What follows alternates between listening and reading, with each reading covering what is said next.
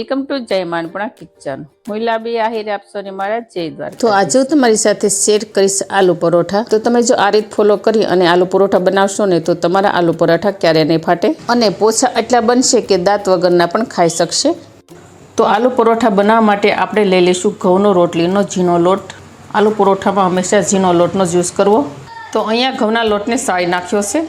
હવે આ સાળેલા લોટને આપણે એક કાથરોટમાં એડ કરી દઈશું. તો તમારી જેટલી ક્વોન્ટિટીમાં આલુ પરોઠા બનાવવાના હોય તે પ્રમાણે તમે લોટ લઈ શકો છો. તો એક બાઉલ રોટલીના ઝીણા લોટની અંદર આપણે એડ કરીશું અડધી વાટકી બેસન મતલબ ચણાનો લોટ. તો બેસન એડ કરવાથી પરોઠા એકદમ પોચા અને મુલાયમ બને છે અને પરોઠાનો કલર સરસ આવે છે. સ્વાદ અનુસાર મીઠું એડ કરી દઈશું. તો મીઠું એડ કર્યા બાદ આપણે લોટને સરસ રીતે મિક્સ કરી નાખીશું અને મોણ માટે આપણે લઈ લઈશું 3 મોટી ચમચી જેટલું તેલ. તો મિક્સ કર્યા બાદ આપણે થોડું થોડું પાણી એડ કરતા જઈશું અને એકદમ મુલાયમ લોટ બાંધી અને તૈયાર કરી લઈશું. તો પરોઠા માટેનો લોટ આપણે રોટલીનો જેવો બાંધીએ છીએ લોટ એવો જ લોટ રાખીશું. તો અહીંયા આપણે લોટને બાંધી અને તૈયાર કરી નાખ્યો છે. હવે આ લોટની ઉપર આપણે 1 ચમચી જેટલું ઘી એડ કરી દઈશું અને સરસ રીતે આપણે મસળી લઈશું જેથી લોટ એકદમ મુલાયમ અને સોફ્ટ તૈયાર થઈ જાય.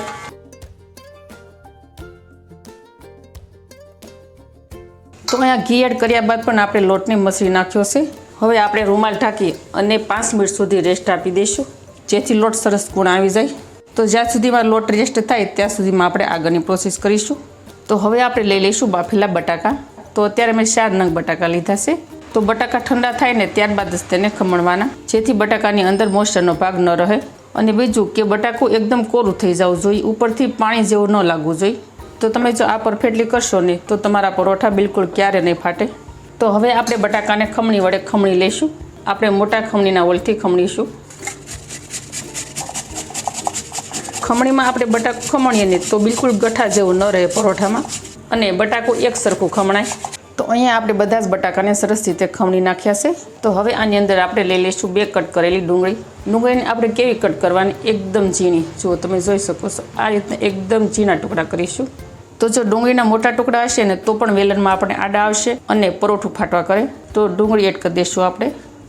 અને જો તમે ડુંગળી ખાતા હોય તો એડ કરવાની, નહીં તો તમે ડુંગળી સ્કીપ પણ કરી શકો છો. હવે આપણે લઈ લઈશું 2 ચમચી જેટલી આદુ મરચાં અને લસણની પેસ્ટ. તેને આપણે એડ કરી દઈશું. હવે આપણે લઈ લઈશું લીલા ધાણા. તો લીલા ધાણાનું પ્રમાણ આલુ પરોઠામાં વધારે રાખીશું. તો જો લીલા ધાણાનું પ્રમાણ આપણે થોડું વધારે રાખીશું ને તો આલુ પરોઠા વધારે ટેસ્ટી બને અને ખાવાની ખૂબ મજા પડે. અને આલુ પરોઠા તો તમે ગમે ત્યારે બનાવી અને ખાઈ શકો છો. 3 ઋતુમાં ગમે ત્યારે આપણે બનાવી અને ખાઈ શકાય. હવે આપણે લીલા ધાણા એડ કરી દઈશું. તો સૌથી પહેલાં આપણે લઈ લઈશું અડધી ચમચી ચીલી ફ્લેક્સ. 1 ચમચી જેટલી લઈ લઈશું આપણે કસૂરી મેથી. કસૂરી મેથી એડ કરવાથી પણ બહુ સરસ ટેસ્ટ આવે છે. 1 ચમચી લઈ લઈશું આપણે વરિયાળીનો ભૂકો. 1 ચમચી લઈ લઈશું ધાણા જીરું પાવડર. અડધી ચમચી લઈ લઈશું આપણે હળદર પાવડર. સ્વાદ અનુસાર મીઠું એડ કરી દઈશું. આપણે બટાકામાં પણ થોડું બાફામાં મીઠું એડ કર્યું હોય એટલે તે પ્રમાણે આપણે જોઈ અને મીઠું એડ કરવાનું. 1 ચમચી લઈ લઈશું આપણે આમચૂર પાવડર. તો આલુ પરોઠામાં આપણે લીંબુ એડ નથી કરવાનું. લીંબુ એડ કરીએ ને તો પણ માવામાં મોઇસ્ચર આવી જાય જેથી મસાલો આપણો ઢીલો થઈ જાય. અડધી ચમચી લઈ લઈશું આપણે કિચન કિંગ મસાલો. તો હવે આપણે બધા જ ઇન્ગ્રીડિયન્ટ્સને સરસ રીતે મિક્સ કરી દઈશું. તો જો અહીંયા માવો આપણે સરસ રીતે મિક્સ કરી નાખ્યો છે. હવે આ માવામાંથી આપણે ગોળ રાઉન્ડના બોલ બનાવી લઈશું. તો બોલની સાઇઝનો આપણે આ રીતનો માવો લઈ લેવાનો અને એકદમ ગોળ ગોળ રાઉન્ડ વાળી દેવાનો અને સરસ રીતે આપણે આ રીતના બોલ તૈયાર કરી દેવાના. તો તમારાથી જો બટેકાનો માવો થોડો ઢીલો થઈ જાય તો તેને ફ્રીજમાં રાખી અને સેટ કરી શકો છો. તો અહીંયા આપણે બધા બટાકાના માવાના બોલ આ રીતે વાળી નાખ્યા છે. હવે આ બોલને પણ આપણે સાઈડમાં રાખી દઈશું. તો હવે આપણે જે લોટને રેસ્ટ થવા માટે રાખ્યો હતો તે જુઓ સરસ ગુણ આવી ગયો છે. હવે આપણે ફરીથી સરખી રીતે એકવાર મસળી લઈશું. તો જુઓ કેટલો સરસ લોટ એકદમ મુલાયમ બંધાયો છે. તો આ રીતનો લોટ તૈયાર થઈ જાય એટલે હવે આપણે આની રોટલી બનાવીશું. અટામણમાં લીધો છે મેં રોટલીનો ઝીણો લોટ. તો હવે આપણે જે સાઇઝના પરોઠા બનાવવાના છે તે સાઇઝનો આપણે લુઓ લઈ લઈશું. આ રીતનો આપણે પહેલાં ગોળનું તૈયાર કરી લઈશું. ગોળનું તૈયાર કર્યા બાદ આપણે આ રીતે થોડું વણી લઈશું. તો આ રીતની નાની રોટલી વણાઈ જાય ત્યારબાદ આપણે તેને પલટાવી લઈશું. તો આની અંદર આપણે જે બટેકાના બોલ કર્યા હતા તે એડ કરી દઈશું. હવે લોટને આપણે આ રીતે સપટી સપટી વાળી લઈશું.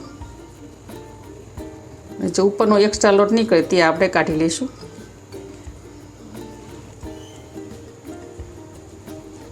આ રીતે આપણે હળવા હાથે ગોળનું તૈયાર કરી લઈશું. હવે આ રીતે આપણે લોટમાં અટામણવાળું ગોળનું કરી નાખવાનું. એકદમ હળવા હાથે આપણે વણી લઈશું.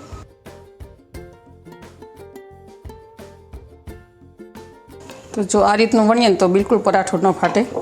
હવે આને આપણે શેકી લઈશું. તો તેના માટે જઈશું ગેસ તરફ. તો હવે આપણે ગેસ ઓન કરી અને ગેસ પર આપણે તવો રાખી દઈશું. તવો સરસ મજાનો તપી ગયો છે. આની ઉપર આપણે પરોઠો રાખી દઈશું શેકવા માટે. તો પરાઠાનો પહેલો ભાગ શેકાઈ જાય એટલે આપણે પરાઠાને પલટાવી લઈશું આ રીતે. તો પહેલો ભાગ શેકાઈ જાય એટલે આપણે ઉપરથી થોડું ઘી એડ કરી દઈશું. તમે પરાઠાને બટરમાં પણ બનાવી શકો છો અથવા તો તેલમાં પણ બનાવી શકો છો. તો બીજો ભાગ શેકાઈ જાય એટલે આપણે ફરીથી પલટાવી લઈશું. ઉપરથી પણ આપણે થોડું ઘી એડ કરી દઈશું. જો બહુ સરસ બન્યા છે ને, ફૂલેલા ફૂલેલા.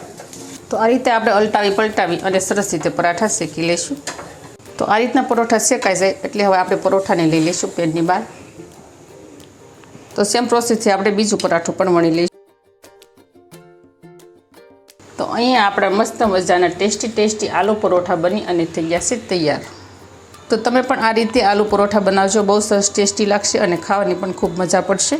અને આલુ પરોઠાને તમે દહીં, સોસ કોઈ પણની સાથે ખાઈ શકો. બહુ સરસ ટેસ્ટી લાગશે અને એકદમ સોફ્ટ બને છે ખાવામાં. તો મારી આવી જ નવી રેસીપીઓ શીખવા માટે જય માનપૂર્ણા કિચનને સબસ્ક્રાઈબ કરી દેજો. વિડીયોને એક લાઇક જરૂર કરજો અને ફ્રેન્ડ અને ફેમિલીમાં વધુને વધુ શેર કરજો. તો આવજો, ફરી મળીશું આવી જ નવી રેસીપીઓ સાથે. ત્યાં સુધી થેન્ક યુ. જય દ્વારકાધીશ, જય સિયારામ, ધન્યવાદ.